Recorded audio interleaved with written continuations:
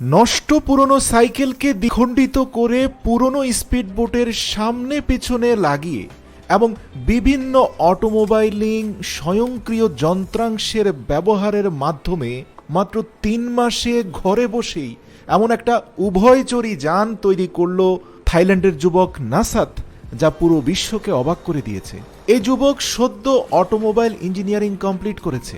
পুরনো জিনিসকে নতুনে রূপান্তর করার এক আদম্য নেশা থেকেই সে এই অভূতপূর্ব আবিষ্কার করতে সক্ষম হয়েছে, জিতে নিয়েছে ন্যাশনাল অ্যাওয়ার্ড। প্রিয় দর্শক, সে যে যানটার উপরে বসে আছে খুব ভালো করে লক্ষ্য করুন। সে মূলত একটা সাইকেলের মূল যেই কাঠামো তার উপরে বসে আছে, আর সাইকেলের দুটি চাকা সামনের ডানে বামে দুই দিকে চলে গিয়েছে, আর একটি অতিরিক্ত চাকা বাজার থেকে কিনে এনে পিছনে লাগিয়েছে। তার সাথে আবার হাইড্রোলিক স্ট্যান্ড সংযুক্ত করে দেওয়া হয়েছে, যা স্বয়ংক্রিয়ভাবে ফোল্ড হয়ে উপরে উঠে যেতে পারে, আবার নিচে নেমে পুশ করে পুরো বডিটাকে উপরে উঠিয়ে আনতে পারে।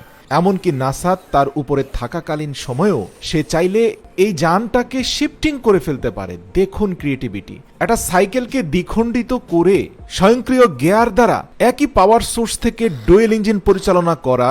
একটা হচ্ছে স্থলভাগে, আরেকটা হচ্ছে জলে। মানে যখন স্থলে চলবে তখন সে সুইচ চাপ দেওয়া মাত্র এই চাকাগুলো স্বয়ংক্রিয় হাইড্রোলিক পুশার দ্বারা পরিচালিত হয়ে পুরো ভেহিকেলটাকে যাত্রীসহ উপরের দিকে শিফট করে নিয়ে যাবে। এরপরে চালু দেওয়া মাত্র আপনারা দেখতে পাচ্ছেন সমুদ্র উপকূলে কি দ্রুত চলছে এই যানটি। মানে নাসাত সমুদ্র বাতাস খেতে খেতে সে তার ৩ চাকার বাহনটি নিয়ে দীর্ঘ কয়েক ঘন্টা পর্যন্ত সমুদ্রে ঘুরলো, বাতাস খেলো।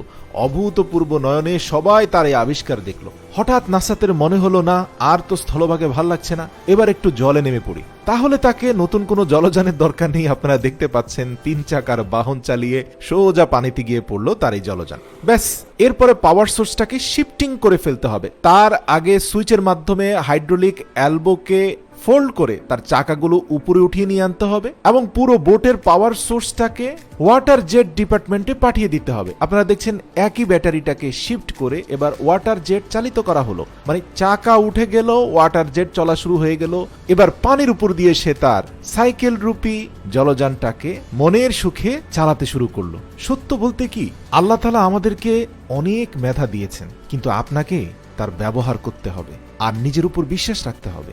যে যত বেশি আত্মবিশ্বাসী সে তত বেশি সফল। মনে রাখবেন, বিশ্বাসের পরে আর একটা জিনিসের প্রয়োজন হয়, তা হচ্ছে ধৈর্য আর কঠোর পরিশ্রম। এই যুবক দীর্ঘ ৪ থেকে ৫ মাস পরিশ্রম করেছে। দেখুন, আমাদের দেশেও কিন্তু অটোমোবাইলিং ইঞ্জিনিয়ারিং কমপ্লিট করে যুবকেরা, কিন্তু তারা কি প্র্যাকটিক্যালি এরকম পুরনো কোনো সাইকেল বা ফেলে দেওয়া কোনো নৌযানকে মডিফাই করে উভয়চরী যানবাহন বানাতে পেরেছে? কিন্তু আমি মনে করি অসম্ভব কিছুই না। আজকালকার জামানায় টেকনোলজি এখন হাতের কাছে।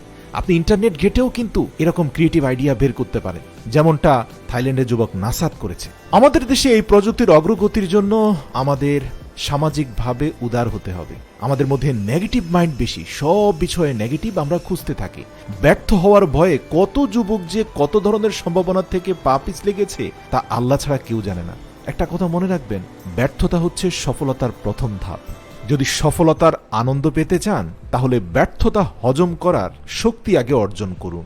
হাসি মুখে ব্যর্থতাকে মেনে নিন। ব্যর্থ হতে হতে সফলতা তখন আপনার কাছে পান্তা ভাত হয়ে যাবে।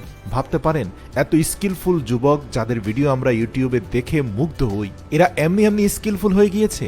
ঘেটে দেখুন, এদের পেছনে রয়েছে হাজারো ব্যর্থতার গল্প এবং ইতিহাস, কিন্তু তারা তা হাসি মুখে মেনে নিয়েই পরিশ্রম আর অধ্যবসায়ের সাথে সফলতার চূড়ান্ত লক্ষ্যে এসে পৌঁছেছে। আসুন না নিজেদের মনোভাবকে পরিবর্তন করি। অভিভাবকদের প্রতি অনুরোধ, যুবকদেরকে ক্রিয়েটিভ করে তুলুন। শুধু পুঁথিগত বিদ্যা দিয়ে আজকালকার পৃথিবীর কম্পিটিশনে টিকে থাকা যাবে না। পৃথিবী খুব দ্রুত এগিয়ে যাচ্ছে। এই দৌড়ে এগিয়ে আছে সৃজনশীল, পরিশ্রমী, স্বপ্নবাজ তরুণরা।